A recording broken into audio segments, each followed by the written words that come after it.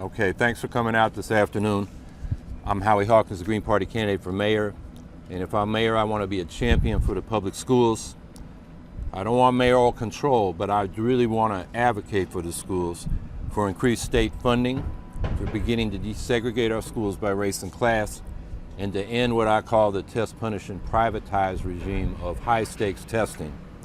In terms of full funding, the state has been balancing its budget on the backs of school children who live in poverty. We had a law passed in 2007 for a foundation aid formula, and they've been cutting that to balance the state budget. Syracuse schools were shortchanged $83 million from that formula this year, and over $500 million, almost $500 million cumulatively since they started cutting that foundation aid formula to balance the state budget. I support the lawsuit of Syracuse parents and New York City parents, lawsuit moving forward to once again, like we won with the Campaign for Fiscal Equity case in 2003, that we should have equitable and adequate funding of all schools in the state. And with that, we can not only provide for the basic things, but we can expand to help children in poverty with universal pre-K and community schools that provide social services at the school, which helps these struggling families that are in poverty. But if you look around where low-income students, working-class students have done well, it's where they've gone to integrated schools, integrated in terms of economic class as well as race. And it often looks like segregation is a racial issue, and it is because of discrimination, but it's more fundamentally a class issue, because when you look at the data from the 60s on, study after study shows that when you concentrate poor kids of any race or any mix of races in schools, they score poorly on the standardized tests and bring the problems of poverty into the schools.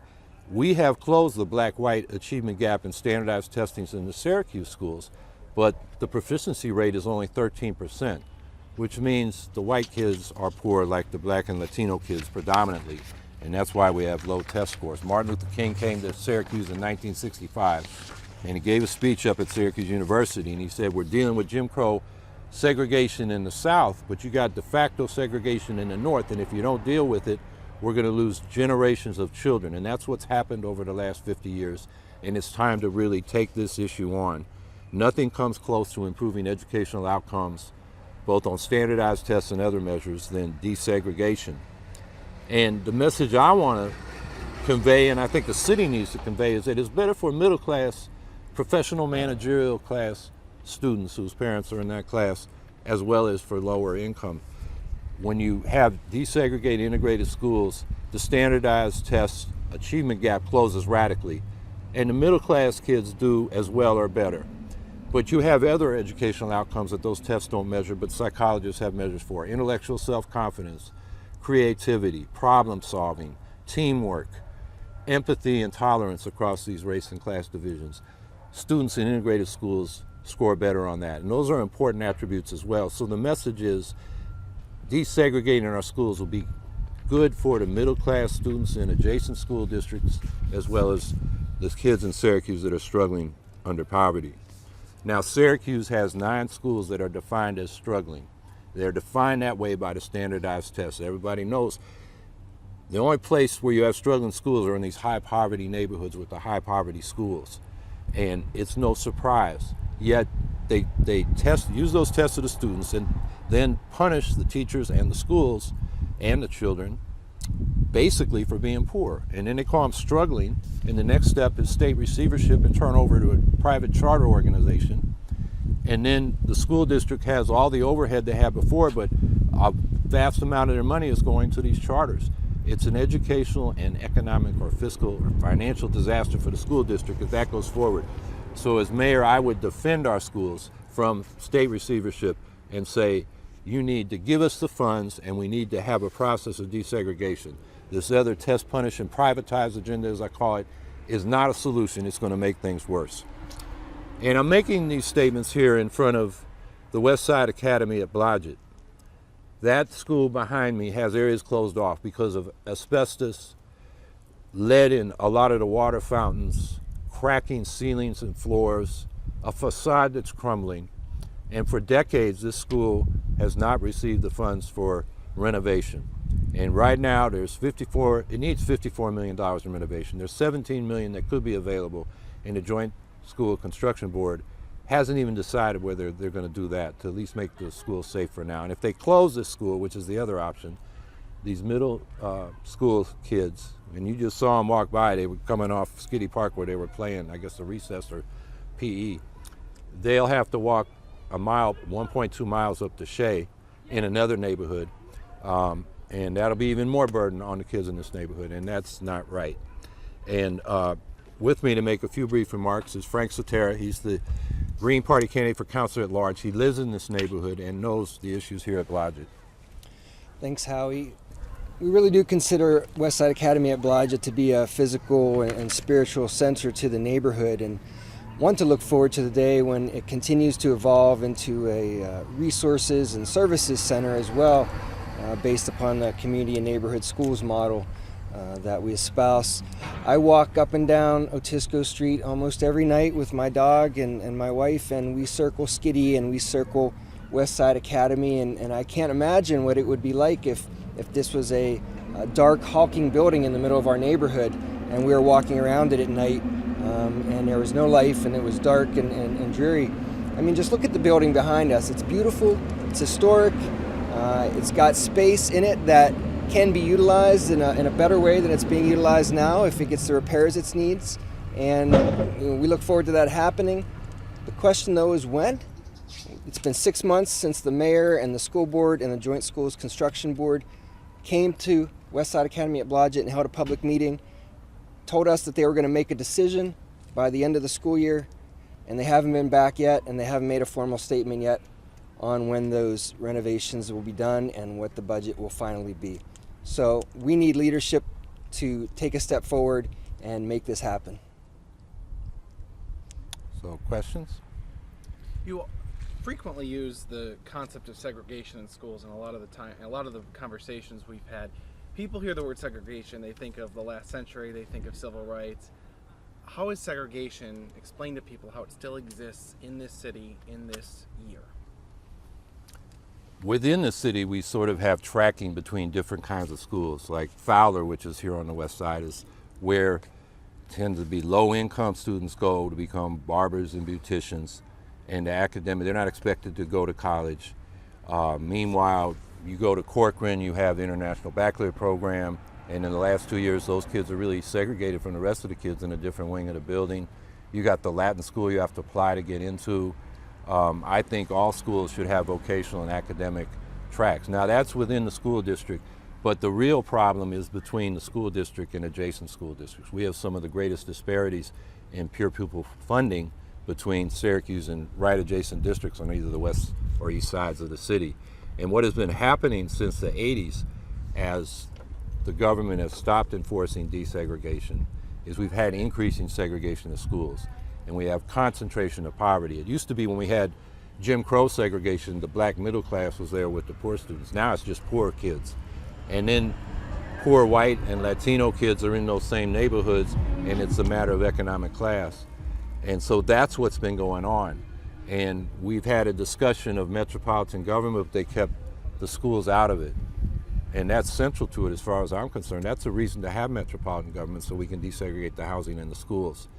Housing segregation also has contributed to the class segregation and race segregation that concentrates poor kids in these high poverty schools. And it's those high poverty schools, that's where we have struggling schools. The rest of the public education system works good. In fact, even for middle class kids with parents that can provide the support and the context of what their education is about, you can get kids in our Syracuse City School District can get as good an education as their efforts will take them. The problem is you bring in the problems of poverty, and then we have, and we didn't discuss this yet, the issues of safety and discipline, which is a problem that you get when you get a lot of poor kids. 10% of our kids on any day are homeless. Those kids are coming in with other issues. They can't focus on studies. And, problems in the streets, there are beefs that people have that get into the schools, and that disrupts. So I think one thing we do is we put too much of a burden on the schools. Education is going to solve poverty and everything else. No, the schools can't perform when you got problems coming in from the community. We need broader social reform to fight poverty and uplift people, so when they kids come to school, they're ready to learn. So I just have a question. How would your plan kind of work? Would you be in favor of kids going to a different school that's maybe not right in their area? Yeah, I mean, given the geographic housing segregation, you've got to mix the kids up that way. And we had a professor up at Syracuse University, Gerald Grant, who just passed this month, or recently in the last couple of weeks. And he wrote a book comparing schools in Raleigh, North Carolina, where they have a countywide school district, Wake County, and Syracuse schools. His daughter was teaching down there, and he studied them. And they integrated by economic class, and the lower status kids, lower income kids came up in their test scores, and all the kids did better on these other measures I mentioned. And he compared that to Syracuse, where segregation has grown, and the achievement levels of Syracuse City students, as we've got poorer, have got lower. And so we have districts where, you know, we do have choice within our Syracuse City school system, and you get on a bus and you know, you go to another school that you were able to get into. But it's actually some of these suburban schools, West Hill, Jamesville, DeWitt, Fayetteville, Manlius, are as close as any schools in the city. So we can begin to desegregate across these municipal lines and give all the kids a better education. As I said, I think that's the argument the city needs to take to the suburbs and say, hey, these schools will be better for your kids too. And then my other question was, I know the Syracuse Teachers Association chose not to endorse any candidate for mayor this year. Well, kind of what are your thoughts on that? Well, I enjoyed my discussion with them. The issue where we disagree is whether we should have a constitutional convention or not. And I'm for it because I think the legislature is so corrupt. It's the only chance to really break through. They won't even set up independent ethics review. And I could go through a whole host of issues. And what's particularly important for Syracuse are questions of home rule. We shouldn't have legislators in New York City deciding how we tax ourselves, like if we should have a progressive income tax that would make the whole structure more progressive and less burdensome on low-income people, but adequately fund the city, which is on the brink of insolvency. Those people in New York City that represent them in the state legislature shouldn't be voting on how we tax ourselves any more than, say, John DeFrancisco should be voting on mayoral control and rent control in New York City. So we could get a home rule amendment in the Constitutional Convention. There are a lot of issues, but you know, people are concerned they're going to do some bad things, but I think the people are way ahead of the politicians, and the last word will be the people, because any amendments that are proposed, there'll be a referendum that we would have to approve. And I'm more worried about the legislature passing bad stuff that we don't get the last word on in the Constitutional Convention. We get the last word there, and I put my faith in the people. I think it's safe to say your ideas are the most different from anybody's. Are you worried that they're too different for voters? Well, the polls, which I didn't do good on the actual vote, and I question that, but you look at the crosstabs, people want change. And their commitment to the other candidates was soft. So I think I'm connecting. When I'm out on the street, when I'm in the forums, I mean, people are coming up to me, man, you're the only one giving concrete answers and not a bunch of BS. So I think I don't think I'm too far. Like I said, I think the people are ahead of the politicians, and I think that's true in the city too. Now, is this economic desegregation that you're planning your main way that you want to bring up test scores in the schools? I'm saying we know from 50 years of experience since the mid-60s when we really started to desegregate, that we know that's by far the most powerful reform. More funding helps, smaller class size helps, teacher qualifications and expectations helps. Providing, you know, wraparound services of a community school, that concept, which requires more funding, helps. It actually relieves the poverty for the families that are struggling. But what really improves educational outcomes is when you deconcentrate the poverty. And when you say concentrated poverty, it's just the reverse way of saying we're segregated by economic class.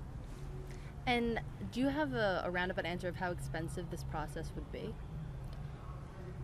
A desegregation? Mm-hmm. It shouldn't be any more expensive than the money we're spending right now. It would just be more equitably distributed. And nobody has objected to desegregation when I look around the country on the basis of expense. You know, the people that resist it say, are you going to get all these roughneck kids and they're going to beat up my kids? And that shouldn't happen. I mean, the evidence is when you get above or you get below 40% kids on subsidized lunches into schools, all those problems disappear, and the lower class kids, kids like to be accepted, so they conform to the more middle class academic standards. And so kids that are poor and even in difficult circumstances at school, that's like a haven for them. And that's what we can achieve with desegregation. Day one, how would this plan work? Would you just let parents choose where their kids go to school? Would you actually assign kids schools sporadically across the city from different neighborhoods? What does the first step of this process look like? Well, we'd have to come to a plan with adjacent school districts, and it could be Syracuse working with the adjacent school districts. It could be a metropolitan-wide plan. If it is Jefferson County around Louisville, where they've had county-wide district, but it's about the same size as Onondaga County, so they have zones within which they desegregate by economic class. So you don't have people busing from Syracuse to Skaneateles, that's crazy. But from Syracuse to West Hill into Syracuse, magnet schools that have special programs, in the arts, say, which would logically be downtown where the, arts and culture is concentrated. And, suburban kids that want to do that in high school might want to come in. There's technical training. Different schools would have, specialties. We got the institute down there at the old Central Tech building. Or if you want to be an electrician, that's out at the Public Service Academy at Fowler. So within that, kids would have choice. And what they've done where they have desegregation is people are assigned, but then there are options to choose for particular programs, particularly as you get up in the grade levels. So would the public schools in the suburbs have to agree to this? Yeah, they would. And do you expect that to be an easy thing? No, but 50 years after Martin Luther King came here and said we got to deal with it, it's time to start dealing with it and start the process. And I don't think it's easy, but I think we have a great argument. The schools would be better for all the kids, including the middle class kids. But where do you think the majority of your voters will be? Like within the city, or do you think that'll really decrease the amount of people in the suburbs who will want to turn out for you? Well, the people in the suburbs can't vote in the election. Oh, it's right. the city voters. So, I'm appealing to them.